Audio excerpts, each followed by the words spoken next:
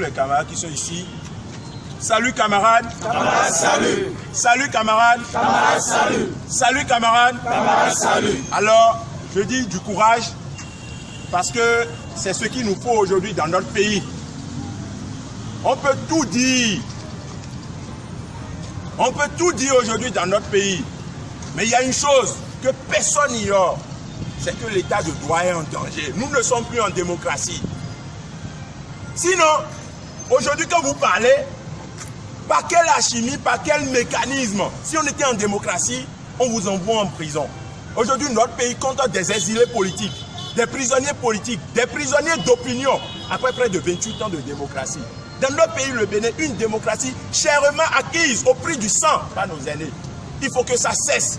Les autorités de notre pays, le chef de l'État doit cesser d'instaurer dans notre pays, le Bénin, un climat de peur et de terreur.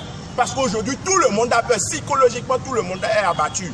Les gens n'ont pas le courage de parler. Les gens ont fait, ils sont incapables de s'exprimer. Quand vous vous exprimez, on brandit un code sur le numérique. On brandit un code de procédure pénale pour vous emprisonner. Dans quel pays sommes-nous? Dans quel pays sommes-nous où une audience publique, un procès, des gens, les citoyens, des honnêtes citoyens, le peuple ne peut pas assister à ce procès et il faut avoir une convocation ou bien une autorisation venant de qui? On n'est plus en démocratie dans notre pays. Le Bénin va mal. Et l'extérieur, comme l'intérieur, les gens doivent le savoir et se mettre en ordre de bataille pour qu'on dise non à cette autocratie qui est érigée sous forme d'une dictature normale et légalisée. Parce que vous savez aujourd'hui que nos institutions sont caporalisées. L'Assemblée nationale est sous ordre. On a des députés mécaniques qui votent, qu'on fait voter des lois répressives. Et il y a une cour constitutionnelle, il y a une cour d'exception. Tout est mélangé dans notre pays aujourd'hui. Et la tyrannie, l'autocratie, la dictature est en train de prendre des tentacules. Nous ne devons pas rester tranquilles face à ça. Nous ne devons pas rester silencieux. Il faut qu'on lutte. Parce que nos aînés ont lutté pour que nous puissions aller et revenir. Aujourd'hui, le pouvoir du président Talon nous empêche d'aller et de revenir. On est traqué. Vous parlez, c'est la prison qui vous attend ou bien on vous contraint. Allez-y. Ça ne peut plus continuer. C'est en réalité l'essence, sinon la quintessence même de ce jeudi noir que nous avons initié. Pour que tous les jeunes épris de justice et de paix puissent se retrouver de façon hebdomadaire et puissent parler de la situation du pays.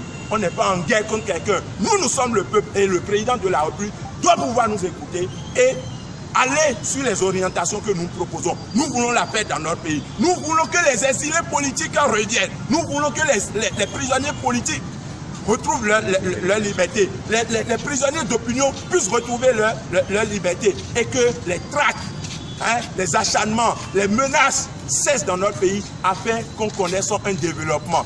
Et je dis toujours, on peut construire des écoles partout, on peut construire des routes.